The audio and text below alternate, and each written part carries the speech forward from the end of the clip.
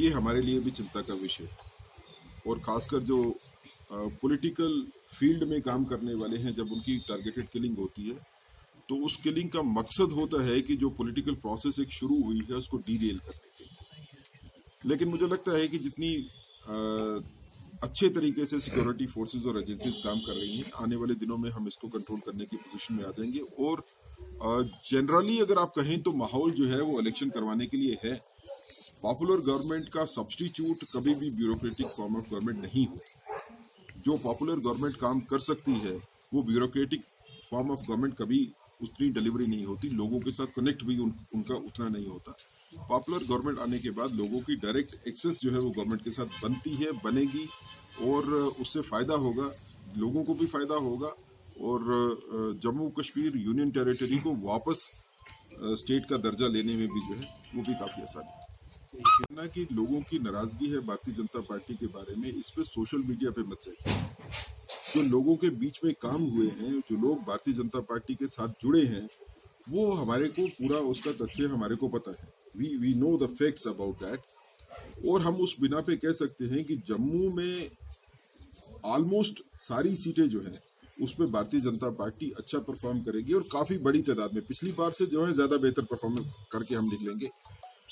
जब डीडीसी के इलेक्शन हुए थे तो होने के बाद जो सबसे बड़ी डेवलपमेंट है कि यहाँ पे अमन लाने के लिए जो पेस चल रही थी उसमें काफी मजबूती आई है और तेजी आई है। ओवरऑल जम्मू कश्मीर में पीस है।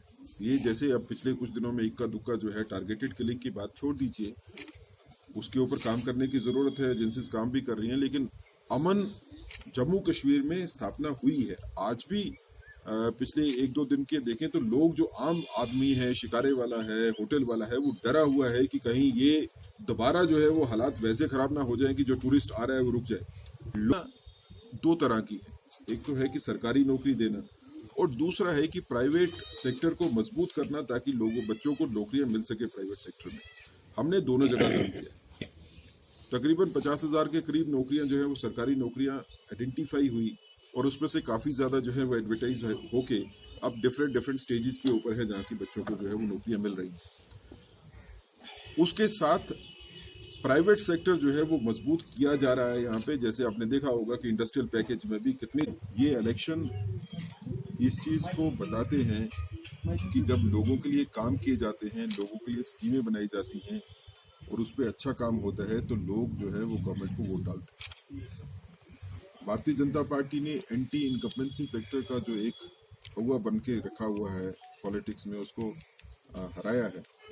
हमने बताया है कि अगर गवर्नमेंट ने काम अच्छे किए हों तो एंटी इनकम्बेंसी फैक्टर जो है वो कोई मैटर नहीं करता। जहाँ पे हमारी गवर्नमेंट थी वहाँ पे हम मजबूती के साथ वापस आए हैं। उत्तर प्रदेश में भारतीय जनता पार्टी की गवर्नमेंट बनना एक बहुत इम्पॉर्टेंट जो है फैक्टर है पॉलिटिकल सिनेरियो में रिसेंटली। और इससे 2024 के जो इलेक्शन पार्लियामेंट में होंगे उसमें भारतीय जनता पार्टी उम्मीद करती है कि जितनी मेजॉरिटी के साथ हम पिछली बार पार्लियामेंट में आए थे उससे ज़्यादा बेहतर परफॉर्मेंस जो है हमारी पार्लियामेंट में होगी, और मोदी जी के नेतृत्व में एक बार दोबारा भारतीय जनता पार्टी जो है वो गवर्नमेंट बनाएगी। संदर्भ में इसको देखें तो यहाँ पे भी जैसे डिलिमिटेशन प्रोसेस जो है वो ऑलमोस्ट कंप्लीट हो चुकी है, और